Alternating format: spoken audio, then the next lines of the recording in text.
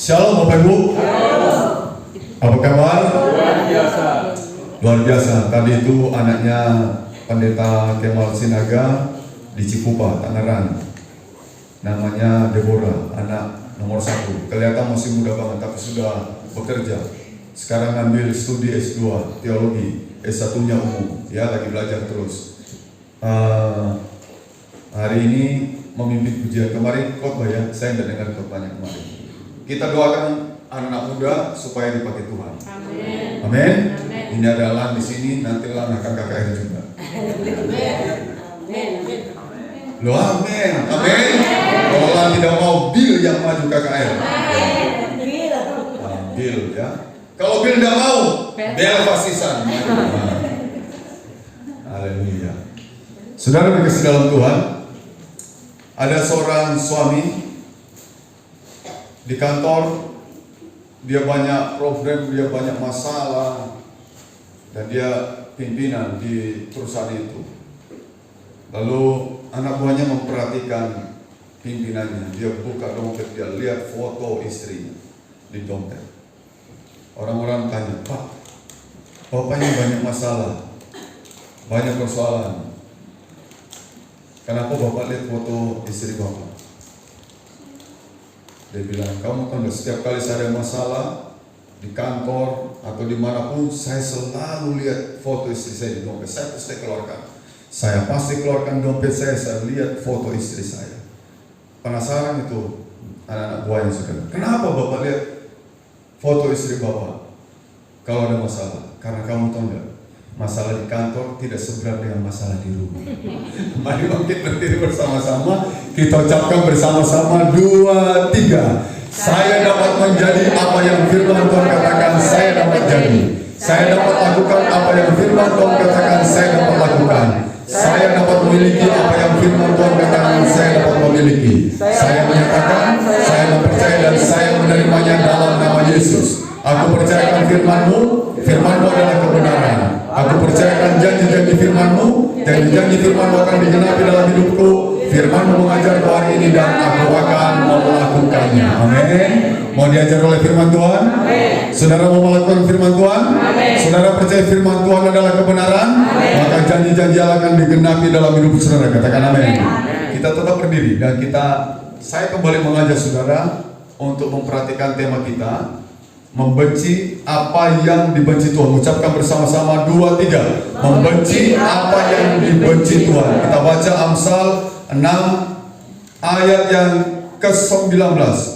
Bukan 18 ya, 19. Ayat 19. 2, 3. Seorang saksi dusta menyembur-nyemburkan kebohongan dan yang menimbulkan pertengkaran saudara. Amin. Silakan dulu. Ini poin atau bagian yang ke-6 yang kita pelajari. Apa yang dibenci Tuhan, kita belajar membenci. Amin. Apa yang disukai Tuhan, kita belajar menyukai. Amin. Kalau hati Tuhan penuh dengan belas kasihan, maka hati kita juga penuh dengan apa?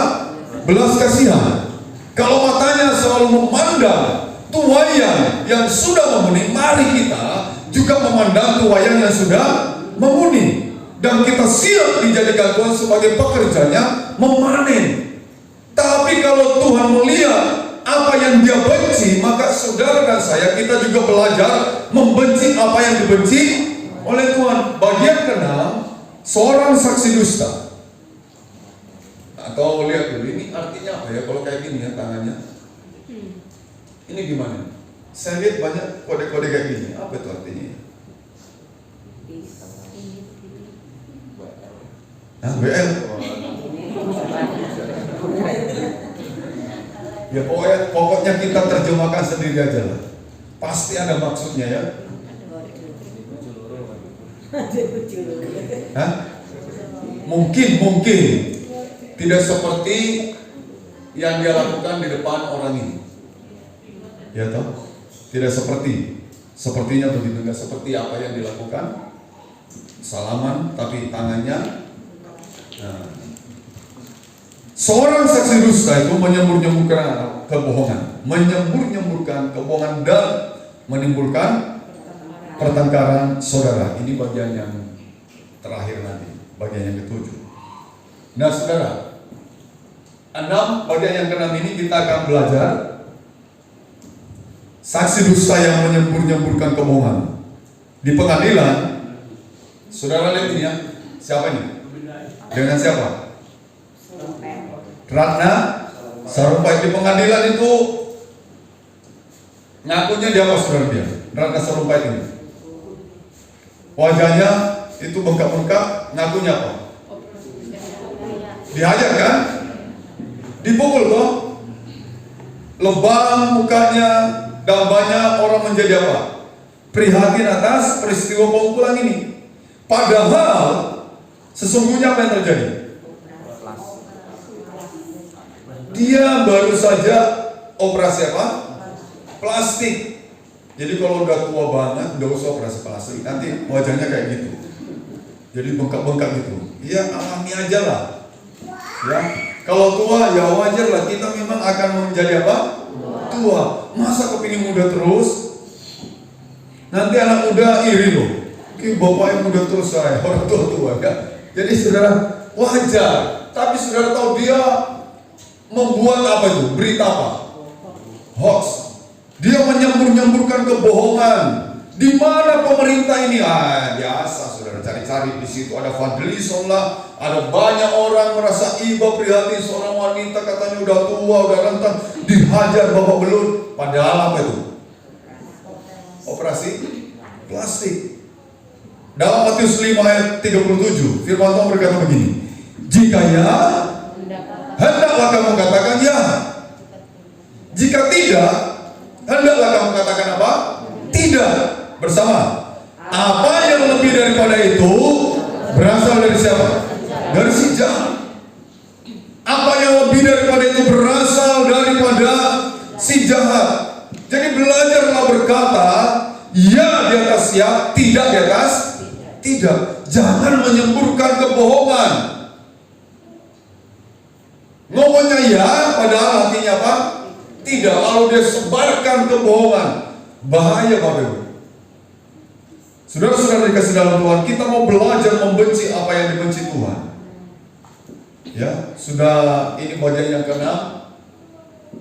Kita bersama-sama menyimak supaya kita jangan menjadi orang yang menyemburkan apa? Kebohongan. Kalau dulu pernah ia bertobat hari ini, katakan amin. Simpaling terapinya itu yang pernah lakukan. Amin. Ya, Bapak Ibu, saudara lihat ini. Dalam Kejadian 3 ayat 1 sampai 4, tolong dibacakan Kejadian pasal yang ketiga ayat 1 sampai ayat yang keempat. Kejadian 3 ayat 1 sampai 4. Perhatikan Bapak. Adapun ular ialah yang paling cerdik dari segala binatang di darat yang dijadikan oleh Tuhan Allah. Ular itu berkata kepada perempuan itu, tentulah Allah berfirman, semua pohon dalam taman ini jangan kamu makan buahnya. Perhatikan, bukan? Tentulah Allah berfirman, katanya semua pohon dalam taman ini jangan kamu makan buahnya, bukan? Terus. Lalu sahut perempuan itu kepada ular itu, buah pohon-pohonan dalam taman ini boleh kami makan. Tetapi tentang buah pohon yang ada di tengah-tengah taman, Allah berfirman, jangan kamu makan ataupun raba buah itu, nanti kamu mati. Lalu perempuan itu berkata begini, loh semuanya boleh dimakan, tapi pohon pengetahuan yang baik dan yang buruk tidak boleh dimakan. Karena kalau dimakan, Tuhan berfirman apa? Nanti kamu akan mati. Nanti kamu mati. Tetapi ular itu berkata, perhatikan. Tetapi ular itu berkata kepada perempuan itu, sekali-kali kamu tidak akan mati. Perhatikan saudara, dia menyemburkan kebohongan. Wanita ini berusaha menjawab. Ketika dia berdosa pertama, tentu Tuhan berfirman, semua pohon ini tidak boleh dimakan. Benar enggak itu? Salah. Tapi semua dalam pohon boleh dimakan, kecuali ada kecualinya lagi. Kecuali pohon pengetahuan yang baik dan yang buruk ini jangan dimakan. Karena Tuhan berfirman, kalau kamu makan, nanti kamu mati. Lihat ini. Wanita berusaha menjawab ketika iblis mulai menyemburkan kebohongan, tapi tidak berhenti iblis menyemburkan apa? Kebohongan. Lalu dia berkata, sekali-kali apa? Kamu tidak akan Kamu tidak akan mati. Perkataan Tuhan, nanti kamu mati. Perkataan iblis apa? Sekali-kali kamu tidak akan mati. Yang menyebarkan, yang menyemburkan kebohongan itu siapa? Iblis kan? Amin. Iblis yang menyemburkan kebohongan kepada wanita ini. Waktu dia ngomong, Tuhan berfirman, nanti aku mati kalau aku makan. Dia bilang, kamu tidak mati kalau kamu makan. Justru matamu apa? Terbuka, kamu lihat, kamu tahu mana yang baik, mana yang jahat. Kamu menjadi seperti apa? Tuhan. Kamu akan menjadi seperti Tuhan. Ayo dimakan. Ini semburan kebohongannya. Seperti ular apa? Berbisa, yang menyemburkan bisa dan bisa apa? Mematikan. Iblis pun demikian. Iblis juga begitu. Dia menyemburkan kebohongan dan mematikan apa? Targetnya. Jangan mau jadi target iblis dalam kebohongan dia. Amin. Amin. Saudara boleh jadi target iblis karena saudara saleh, jujur, takut akan Tuhan, menjauhi kejahatan seperti Ayub itu. Tapi saudara jangan mau jadi targetnya iblis di dalam kebohongan. Jangan mau diperdaya. Wanita ini saudara, dia coba ingat apa yang Tuhan katakan. Enggak, Tuhan bilang boleh kamu makan semuanya, tapi pohon pengetahuan yang baik yang buruk ini enggak boleh dimakan. Karena kalau saya makan, Tuhan berfirman, saya nanti apa? Mati. Lihat ini perkataannya di sini. Dia semburkan bisanya, dia semburkan kebohongan, dan dia berkata sekali-kali kamu tidak akan apa? Mati. Sekali-kali kamu tidak akan mati.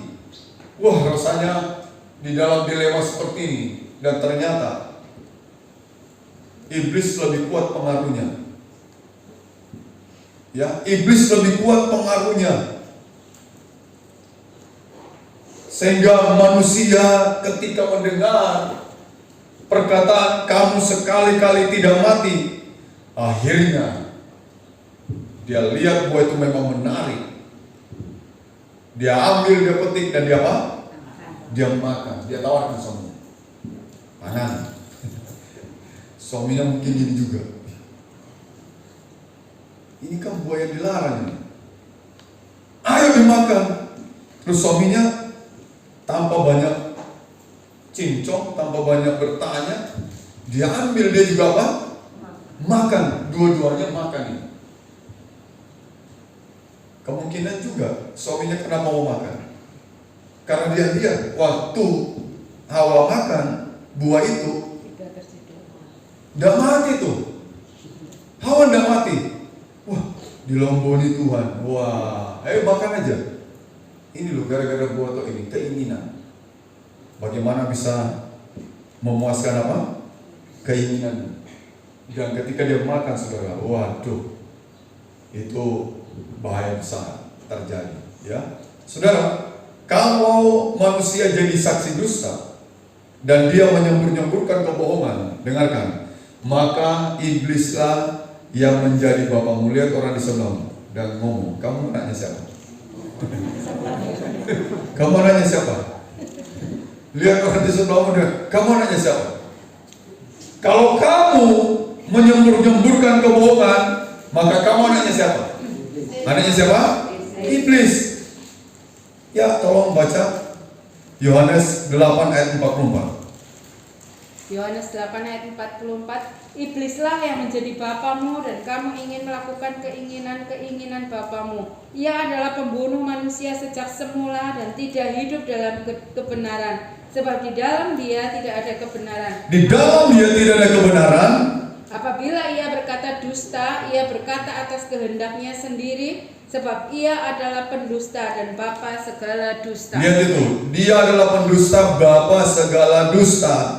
Kamu melakukan keinginan bapakmu, keinginan iblis. Kalau kita berdusta, kita menyembur-nyemburkan kebohongan, maka iblislah yang menjadi bapakmu karena kamu ingin melakukan keinginan-keinginan dia. Saudara, Tuhan itu bukan bapak yang mengajari anak-anaknya berdusta. Katakan amin. Tetapi iblis adalah bapa yang mengajari manusia berdusta. Kalau Anda berdusta, sudah pasti tidak ada kebenaran. Tapi kalau ada kebenaran, Anda tidak akan apa? Berdusta. Iblis tidak ada kebenaran dia. Makanya hidupnya selalu menyemburkan apa? Kebohongan. Dan saya ingin menegaskan, kalau engkau menjadi saksi dusta menyembur-nyemburkan kebohongan, bapakmu bukan Tuhan. Bapakmu adalah siapa? Iblis. Anda mau? Pasti Anda berkata, tidak mau. Saya ingin Tuhan itu jadi Bapak saya, bukan setan yang menjadi Bapak saya. Ya, saudara, berbohong, menyembur-nyemburkan kebohongan, saksi dusta yang menyembur-nyemburkan kebohongan dapat menyebabkan apa? Timbulnya banyak masalah. Banyak masalah. Saudara tahu masalah apa yang dihadapi Adam dan Hawa ketika dia diperdaya oleh iblis. Kemudian saudara, dia juga memperdayakan Tuhan dengan apa? Menyemburkan kebohongan kepada Tuhan. Adam, siapa yang suruh kamu makan buah ini? Dia ngomong apa? Perempuan itu yang kau tempatkan di sini. Ditanya, Hawa siapa? Dia cari siapa lagi? Nah ini loh, enggak gentleman. Orang yang suka dusta itu enggak gentleman. Benar enggak? Enggak berani berkata ya di atas ya, tidak di atas tidak. Harusnya Adam ya, ampuni saya Tuhan, saya sudah makan buah itu. Hawa, kamu juga makan, ampuni saya. Lain ceritanya kalau dia langsung minta ampun. Tapi ini enggak, saudara. Dan saudara tahu, Adam dan Hawa harus menanggung risiko ketika ia mengucapkan saksi dusta, menyembur-nyemburkan kebohongan. Risiko yang pertama, ini banyak risiko nih yang dihadapi. Dia harus diusir dari mana? Taman Eden. Keluar dari Taman Eden. Tuhan tidak sudi tinggal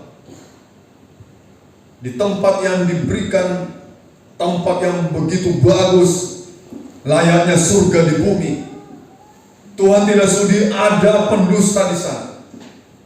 Dirusak oleh karena dia lebih mengikuti keinginannya setan itu. Dia lebih mendengar keinginannya setan. Kemudian Tuhan usir. Taman Eden diambil Tuhan, diangkat Tuhan. Tidak mau ditaruh lagi di dunia ini.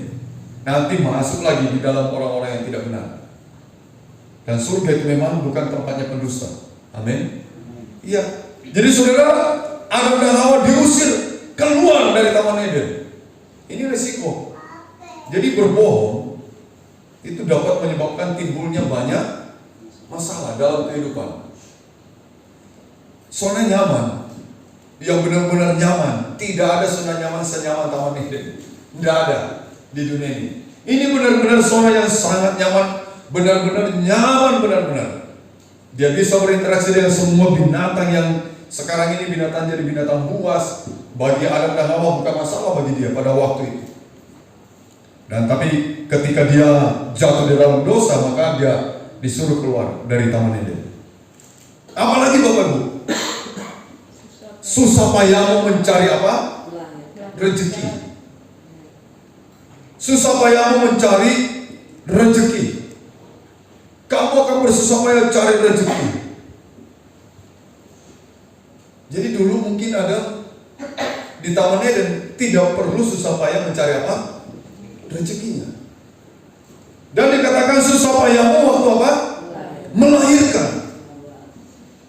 Hawa, kamu akan mengalami susah payah melahirkan. Pada waktu bersalin, dan tidak sedikit ibu-ibu mati ketika melahirkan.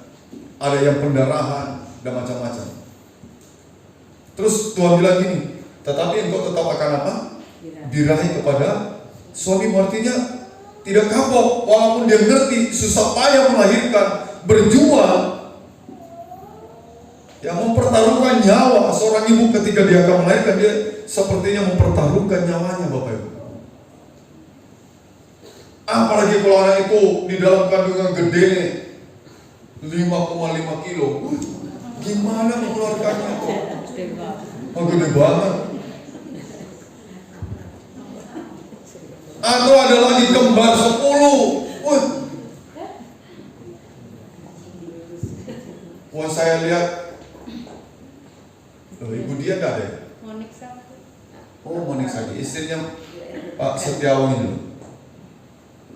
Mau melahirkan itu kesulitan, kesakitan. Wawan tidak bisa berbuat apa-apa. Dia dekat-dekat istrinya, malah dicakar-cakar. Wawan mau marah, gimana dong memang. Aduh. Lalu saya datang, saya masih lihat itu, sakit gitu. Sampai Wawan, kayak orang gemes banget gitu sama. Apa balas dendam dia pura-pura jangan-jangan. Wah, ini kesempatan yang ngerjain suami saya. Dicakar, ditarik, mendengarnya Wawan ini. Karena waktu saya datang berdoa, tidak lama kemudian saya keluar, suster berkata, ngoek sudah lahir. Sudah lahir. Kayaknya 2 kali begitu semua ya. Ada ya? Yang pertama tuh yang kedua. Pertama ya, Nesya ya. Makanya gede tuh Nesya. Saya lihat istri saya juga, waktu anak pertama juga lahir. Bidannya terpaksa bilang gini, yaudah, Robert kami izinkan Bapak melihat Ibu melahirkan. Wah, sayang banget saya waktu itu dia serak kepalanya. Waduh, kata-kata menguatkan kita bisikan di telinga. Karena saya lihat orang menggeliat kesakitan itu. Kalau lagi kontraksi ya.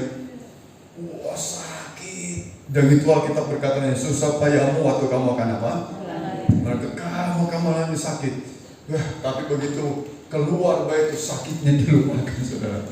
Ngesot matang maning. Kan gitu ya, lahir yang kedua, lahir yang ketiga, lahir yang keempat, sampai anak mama saya lahir yang ke-13, saya yang ke-13. Banyak banget. Saya pikir saya udah banyak anaknya ya, mama saya itu banyak anaknya. Ada lebih banyak, 20. Gimana itu cara ngurusi? Ada yang udah sampai setahun lahir. Itu kalau mandi pakai celana aja mungkin. Semprot biji jari bayi-bayinya itu disemprot aja. Wah, kalau kasih makan suruh mana KB? Bayi pertama sampai 20 Tapi orang dulu hebat. Perhatikan Bapak, orang dulu ya punya anak banyak, tidak banyak mengeluh. Orang sekarang anaknya 2, puyeng. Dia ada banyak mengeluh. Wah, anaknya warna-warni, minta ini anak dulu. Saya heran. Anak dulu itu pada manut-manut ya. Diomongi, gitu. Jangan hujan-hujan. Udah hujan-hujan kita kalau ketika orang tua kita ngomong gitu. Anak sekarang baru mau diomong udah kabur dia, wah, main hujan lah macam-macam. Susah banget anak sekarang. Makanya 2 aja. Orang tua itu sekarang enggak mau anaknya harus keluar wae, 2 aja. Saya kepingin punya anak perempuan. Ketika lahir yang ketiga, beri laki-laki, udahlah, 3 aja lah. 3 aja laki KB. Nanti tambah 1 lagi, laki-laki. Sampai istri saya bilang gini, saya mau membayi, tapi jangan saya melahirkan. Siapa yang melahirkan? Saya. Oh nanti katanya, nanti oma yang timang-timang. Ya saudara, jadi ini masalah yang kita hadapi kalau kita apa? Menyembuhkan apa tadi? Kebohongan. Dan lihat lagi, masalah apa lagi Bapak? Atau masalah apa lagi ya? Berbohong dapat menghancurkan apa? Reputasi orang yang tidak bersalah. Dengan itu loh, kita fitnah. Lebih apa? Kejam daripada reputasi orang kan jadi apa? Hancur tuh. Tapi jangan lupa, reputasi orang yang memfitnah tadi, menyemburkan kebohongan juga apa? Hancur juga. Iya enggak? Dua-duanya jadinya hancur. Yang pertama korbannya yang hancur, tapi belakangan nanti orang tahu, maka dia yang apa? Hancur. Dalam Amsal 19 ayat yang kelima dikatakan, saksi dusta tidak akan luput dari apa? Hukuman. Orang yang menyembur-nyemburkan kebohongan tidak akan terhindar. Tolong baca Amsal 19 ayat 9-nya. ayat 9. Sekarang ayat 9. Ayat 9. Saksi dusta tidak akan luput dari hukuman. Terus? Orang yang menyembur-nyemburkan kebohongan akan binasa. Orang yang menyembur-nyemburkan kebohongan akan binasa. Ayat 5-nya berkata, orang yang menyembur-nyemburkan kebohongan tidak akan terhindar. Orang yang menyembur-nyemburkan kebohongan akan binasa. Saksi dusta tidak akan luput daripada hukuman. Jadi kalau kita menjadi orang yang menyemburkan kebohongan, jangan merasa nyaman, safety, karena belum terjadi apa-apa. Ayat ini berkata, kita tidak akan luput. Luput loh. Tidak akan bebas, tidak akan luput dari apa? Hukuman. Sekecil apapun bohong kita, Tuhan tidak bisa dibohongi. Katakan amin. Sekecil apapun, kita bohong kecil saja, Tuhan tahu kita tidak bisa luput dari apa? Hukuman. Orang yang menyemburkan kebohongan tidak akan terhindar. Dan saya akan mengajak saudara melihat, berbohong itu berikutnya dapat membuat kehilangan kepercayaan. Ini loh hukuman yang terberat. Jadi orang yang berbohong, menyemburkan kebohongan, menjadi saksi dusta, tadi itu menimbulkan banyak masalah. Kemudian apa lagi? Tidak luput dari hukuman. Dan saya ingin mengatakan hukuman yang terberat bagi orang yang menyemburkan kebohongan ini, orang itu kehilangan apa? Kepercayaan. Orang kalau kehilangan kepercayaan, maka ini adalah hukuman yang terberat. Jadi hukuman yang terberat itu bukan pukulan, dihajar orang karena bohong, ditabok orang karena bohong, atau dipenjara orang, dilaporkan lalu dipenjarakan karena dia menyebarkan berita apa? Hoax tadi itu, menyembur-nyemburkan kebohongan. Itu bukan hukuman yang terberat. Hukuman yang terberat bagi orang yang menyemburkan kebohongan, saksi dusta yang selalu menyemburkan kebohongan, maka dia kehilangan kepercayaan. Kalau dia kehilangan kepercayaan, mau apa dia? Dia mau melamar bekerja, dia minta bantuan seorang, orang bilang enggak. Kami tidak percaya lagi sama kamu. Kalau sudah kehilangan kepercayaan, jalan kita sepertinya sudah apa? Tertutup udah. Tertutup. Kejujuran itu nilainya tinggi sekali. Amin. Amin. Orang mau bekerja dilihat apanya dulu. Nanti dites itu kejujurannya. Testing kejujurannya, dia jujur enggak? Nah itu, kalau kita sudah tidak bisa jujur, berarti kita adalah orang yang menyembur-nyemburkan apa nih? Kebohongan. Kalau kita menjadi orang yang menyemburkan kebohongan, kita akan kehilangan apa? Kepercayaan. Tuhan juga nggak mau begitu, saudara. Tuhan bilang percayakan kepada orang yang dapat dipercayakan. Pelayanan, percayakan kepada orang yang dapat dipercayakan. Berkat, percayakan kepada orang yang dapat dipercayakan. Semuanya yang kalimatnya itu dipercayakan, orang yang dapat dipercayakan, berarti orang itu dapat dipercaya. Tapi kalau dia menyemburkan kebohongan, wah, itu sudah kehilangan apa? Kepercayaan. Jangan sampai anak tidak mendapatkan lagi kepercayaan, tidak percaya lagi sama bapaknya, sama ibunya. Lalu siapa yang dipercaya? Coba.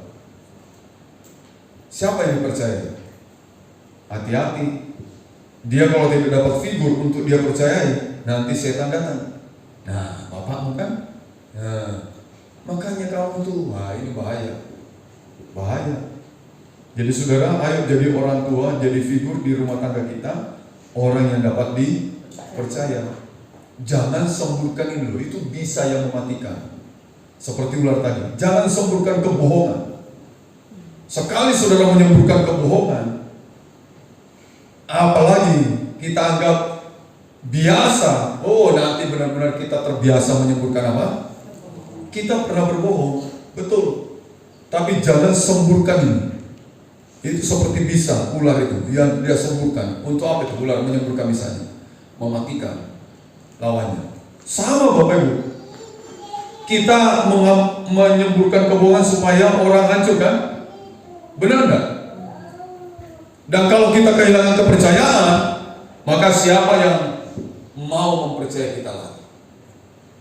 Kalau sampai kita kehilangan kepercayaan, Ya, dalam Mazmur 34 ayat 13-14. Ayo kita ucapkan bersama ini. 2, 3. Siapakah orang yang menyukai hidup, yang mengingini umur panjang, untuk menikmati yang baik? Jagalah lidahmu terhadap yang jahat, dan bibirmu terhadap ucapan-ucapan yang menipu. Siapakah orang yang menyukai hidup? Semua orang suka apa? Hidup. Orang yang stres aja tuh kepingin apa? Mati. Siapakah orang yang menyukai hidup? Apalagi ditambahin Bapak Ibu, yang mengingini umur panjang. Semua orang kepingin umurnya apa? Hairil Anwar berkata, kalau bisa aku hidup berapa tahun? 1000 tahun lamanya. Semua orang juga mengingini umur panjang. Umur panjangnya bagaimana? Untuk menikmati yang apa? Bayangkan nih, menyukai hidup, umurnya panjang, menikmati yang apa? Yang baik. Luar biasa. Musa sampai umur 120 tahun masih strong. Ya, kemudian siapa lagi? Banyak itu disebutkan. Kaleb. Ya, jadi mempunyai umur panjang tapi juga menikmati apa? Yang baik. Banyak orang umurnya panjang, malah belum panjang mungkin sudah tidak boleh makan ini, tidak boleh makan itu, yang ini juga tidak boleh, yang itu juga tidak boleh. Lalu terus aku makan apa? Orang kaya raya bikin pesta Bapak Ibu. Orang kaya raya bikin pesta. Benar-benar terjadi. Kaya raya di Jakarta. Dia bikin pesta.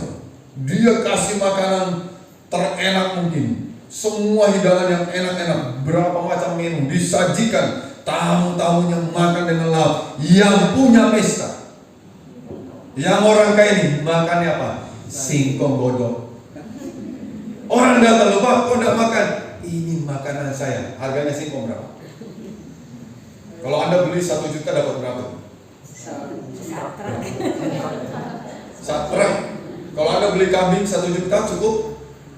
1 ekor cukup? Berapa ekor? Berapa juta harganya kambing itu? Hah? Berapa juta? 3 juta. Kayak pernah beli kambing bahaya.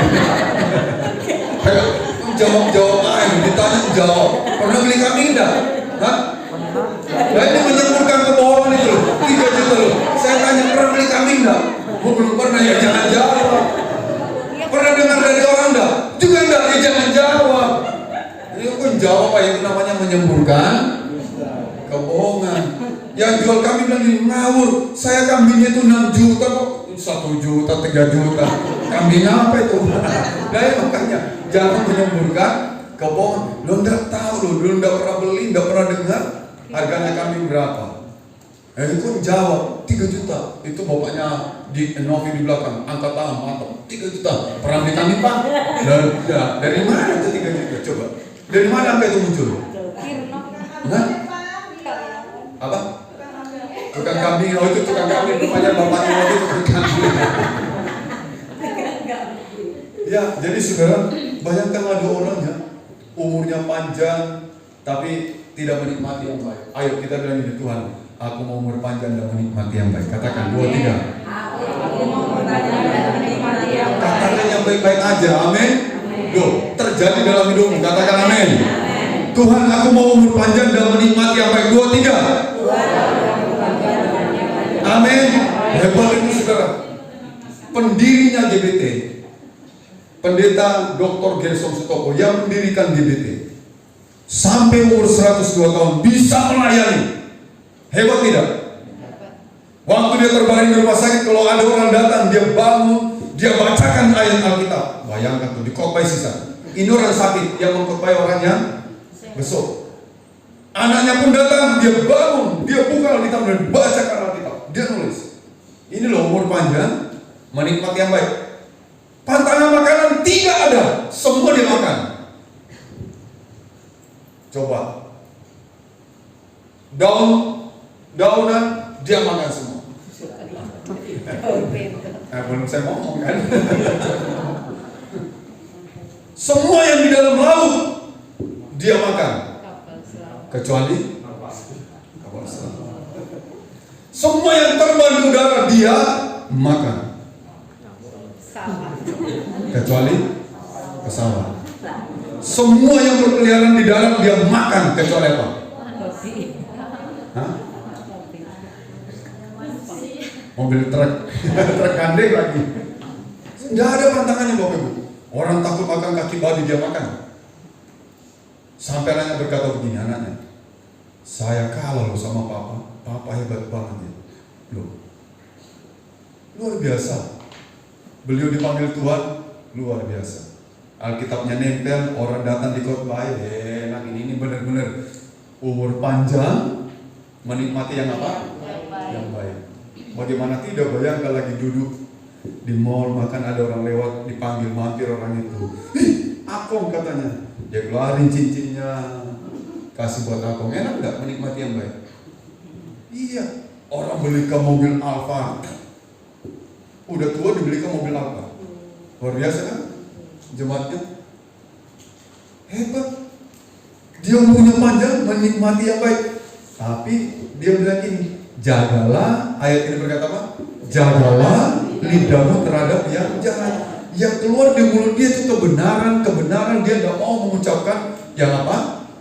Yang jahat, apalagi menjadi apa itu tadi? Saksi dosa yang menyembur-nyemburkan apa? Kebohongan dah. Jagalah lidahmu terhadap yang jahat dan bibirmu terhadap ucapan-ucapan yang menipu, maka kamu akan umurnya panjang, kamu akan menikmati yang baik. Katakan amin. Mari kita berdiri bersama. Kita ucapkan bersama-sama 2, 3. Jika Tuhan menjadi panutan, teladan, figur, idola kita, maka kita harus belajar membenci apa yang dibenci Tuhan. Bahkan tujuan hidup kita ingin menjadi seperti Tuhan. Jangan perlihatkan apa yang dibenci Tuhan dalam kehidupan kita. Amin. Perlihatkan yang baik-baik supaya Tuhan melihat, oh ya, aku kasih kamu umur panjang, dan aku kasih kamu menikmati yang apa? Yang baik. Umur panjang, nikmati yang baik. Jaga apa? Lidahmu. Terakhir, bilang orang di sebelahmu, jaga lidahmu. Jaga lidahmu. Mau menikmati hidup yang baik, jaga lidahmu. Jangan lidahmu menjadi bisa yang mematikan. Amin. Tapi lidahmu menjadi obat yang menghidupkan. Itu dia. Tuhan memberkati kita.